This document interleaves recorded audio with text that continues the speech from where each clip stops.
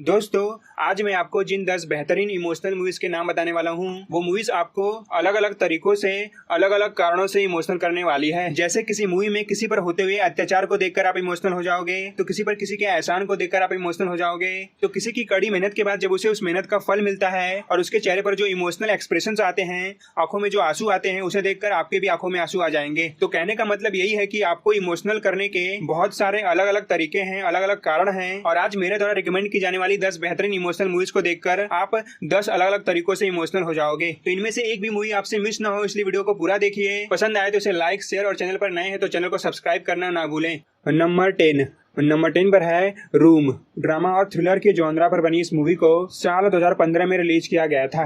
Movie शुरू होती है 5 साल के एक लड़के और उसकी माँ से, जिसे 7 सालों तक किसी किडनैपर ने एक बंद कमरे में कैद करके रखा है। एक दिन ये दोनों किसी तरीके से उस रूम से बाहर निकलने में कामयाब हो जाते हैं। तो ये दोनों उस रूम से कैसे बाहर निकलते हैं और आखिर किस वजह से किडनैपर ने सालों तक इस औरत को एक बंद कमरे में कैद करके रखा था, ये आप खुद इस मूवी को देखकर जानिए। बता दो कि मूवी के लीड एक्ट्रेस ब्री लार्सन को बेस्ट एक्टिंग के लिए ऑस्कर अवार्ड मिला था। नंबर 9 पर है the green mile. Crime, drama और फैंटेसी के जॉनरा पर बनी इस मूवी को साल 1999 में रिलीज किया गया था। मूवी में दिखाया गया है द ग्रीन माइल नाम के एक प्रिजन को, जिसमें एक हट्टे कट्टे अफ्रीकन आदमी को कैद करने के लिए लाया जाता है, जिस पर 2 इनोसेंट लड़कियों का बलात्कार और कत्ल करने का इल्जाम लगा रहता है। लेकिन जल्दी ही उस प्रिजन के ऑफिसर्स को पता चलता है कि यह अफ्रीकन आदमी कोई साधारण आदमी नहीं है, उसके पास कुछ अनोखी शक्तियां हैं, जिसकी मदद से वह इम्पॉसिबल चीजों को भी पॉसिबल कर सकता है। तो यह मूवी आपको इमोशनल कैसे करेगी, इस मूवी में देखने लायक है। नंबर 8 पर है लायन। ड्रामा और बायोग्राफी के जॉनरा पर बनी इस मूवी को साल 2016 में रिलीज किया गया था। मूवी शुरू होती है सरू नाम के 5 साल के एक लड़के से, जो अपनी फैमिली से बिछड़कर इवेंचुअली एक अनाथ आश्रम में पहुंच जाता है, जहां से उसे एक अमीर ऑस्ट्रेलियन कपल अडॉप्ट कर लेते हैं। 25 साल बाद सरू अपने रियल फैमिली से मिलने के लिए इंडिया आने का फैसला करता है, लेकिन इंडिया में उन्हें ढूंढना उसके लिए आसान नहीं रहता है, क्योंकि वह सिर्फ 5 साल का ही था जब वो अपनी फैमिली से अलग हो गया था। नंबर 7 पर है the blind side. Biography, drama और स्पोर्ट के जॉनरा पर बनी इस मूवी को साल 2009 में रिलीज किया गया था। यह मूवी ट्रू स्टोरी पर बेस्ड है, जिसमें दिखाया गया है कि कैसे एक औरत एक बेघर लड़के को अडॉप्ट करके उसकी लर्निंग डिफिकल्टी को सुधारती है और उसे फुटबॉल की ट्रेनिंग दिलवाकर एक फेमस फुटबॉल प्लेयर बनाती है। नंबर 6 पर है फिलेडेल्फिया।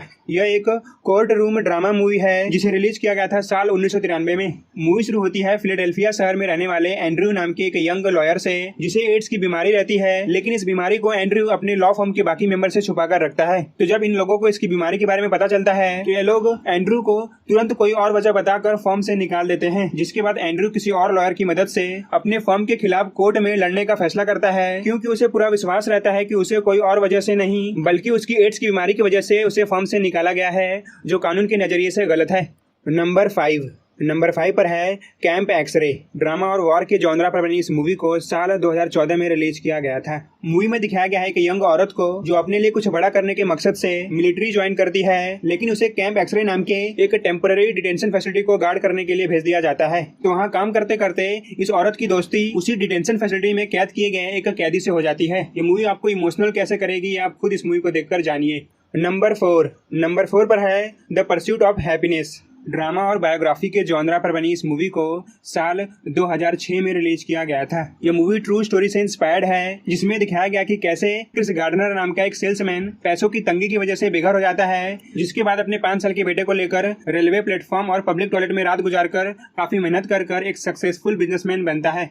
नंबर 3 पर है सिंडलर्स लिस्ट। ड्रामा, बायोग्राफी और हिस्ट्री के जॉनरा पर बनी इस मूवी को साल 1993 में रिलीज किया गया था। मूवी की कहानी वर्ल्ड वार 2 के समय की है, जब जर्मनी ने पोलैंड पर कब्जा कर लिया था और वहां के जूइश लोगों पर काफी बेरहमी से अत्याचार कर रहा था। तो मूवी में एक्चुअली में फोकस किया गया है ऑस्कर शिंडलर, एक जर्मन बिजनेसमैन पर, जो जूइश लोगों को नाजिस के अत्याचारों से बचाने के पर्पज से नाजी लीडर्स को रिश्वत देकर ज्यादा से ज्यादा जूइश लोगों को अपनी इंडस्ट्री का एम्प्लॉय बनाने की कोशिश करने लगता है। मूवी ढेर सारे वायलेंस सीन से भरी है, प्लस अब तक आपको पता ही चल गया होगा कि ये मूवी ब्लैक एंड व्हाइट में शूट की गई है, क्योंकि डायरेक्टर फिल्म से लोगों को वर्ल्ड वार 2 एरा को फील करवाना चाहता था।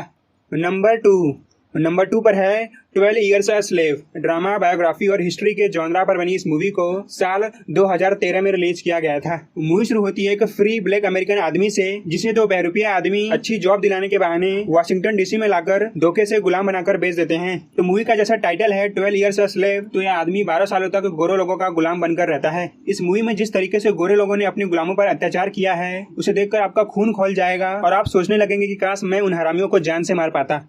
नंबर 1 पर मैंने साल 2011 में रिलीज हुई एक ड्रामा मूवी को रखा है, द हेल्प। इस मूवी की कहानी उस समय की है जब अमेरिका के काले और गोरे लोगों में भेदभाव किया जाता था। काले लोगों का अलग सिविल राइट्स था और गोरे लोगों का अलग। तो मूवी में दिखाया गया एक यंग ऑथर को जो ब्लैक अमेरिकन मेट्स के पॉइंट ऑफ व्यू पर एक बुक लिखने का फैसला करती है, ताकि वह लोगों को बता सके कि ये मेट्स जिन व्हाइट फैमिली के लिए काम करते हैं, वे लोग इनके साथ किस तरीके से बिहेव करते हैं। तो दोस्तों, ये थी मेरी 10 बेहतरीन इमोशनल मूवीज, जिन्हें देखकर कमेंट करके बताइए कि आपको इनमें से कौन सी मूवी सबसे ज्यादा अच्छी लगी। और अगर आप चाहते हैं कि मैं इसी तरीके से मूवीज को देखकर अपनी वीडियो के जरिए आपको रिकमेंड करता रहूं, तो वीडियो को लाइक, शेयर और खास करके मेरे चैनल को सब्सक्राइब जरूर करें। तो मिलते हैं फिर से मेरी आने वाली किसी और वीडियो में। तब तक के लिए आप इन 10 बेहतरीन इमोशनल मूवीज को देखिए।